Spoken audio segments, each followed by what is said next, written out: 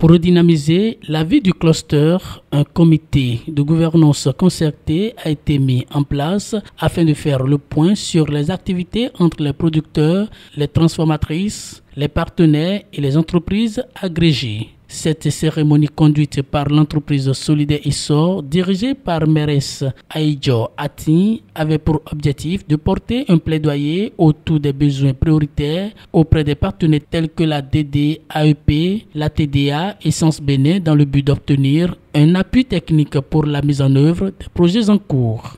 Cette séance-là, c'est une séance de compte rendu de nos activités. Au cours de cette séance, nous rendons compte des activités et nous profitons pour plaidoyer, pour demander à l'endroit de nos partenaires nos besoins les plus importants. Voilà. Et cette fois-ci, nous avons décidé au niveau du cluster de primer les meilleurs TPE et celles qui font nos braves dames qui sont dans la transformation. Et nous accompagnons sur le territoire 258 dames qui ont des unités que nous renforçons depuis 5 ans. Donc chaque année, nous choisissons parmi ces dames-là celles qui innovent et tout, et nous les encourageons. C'est pour cela, c'est dans ce cadre que vous aurez constaté qu'on a donné des bassines à certaines parmi elles.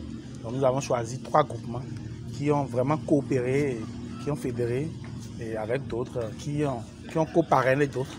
Et parmi ces groupements-là, nous avons des dames qui ont produit une grande quantité de fromage de soja cette année. Et qui ont également participé activement aux activités du cluster parce qu'on avait pris un crédit et les dames ont honoré de leurs engagements, elles ont payé le crédit grâce au dynamisme de l'entreprise.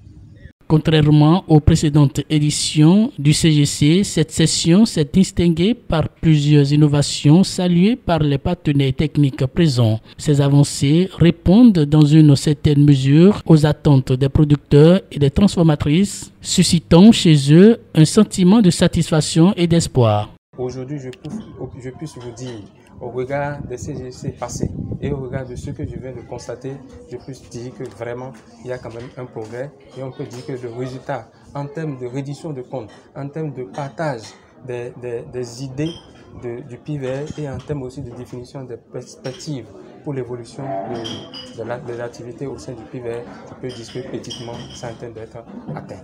Aujourd'hui, c'est de trouver la façon pour que davantage peut-être les dames soient plus représentées parce qu'on constate qu'elles sont plus ou moins un peu marginalisées, mais peut-être trouver la façon qu'elles soient plus impliquées et aussi trouver la façon pour que les acteurs, les membres, parce que l'idée c'est que le CGC soit porté entièrement par les acteurs eux-mêmes.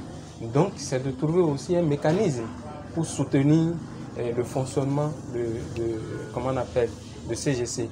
Pourquoi ne pas réfléchir à des actions, à des activités qui permettent aux différents acteurs, qui sont unis bien sûr dans le CGC, de trouver des idées d'activités génératives de revenus qui pourra soutenir l'activité de fonctionnement du CGC.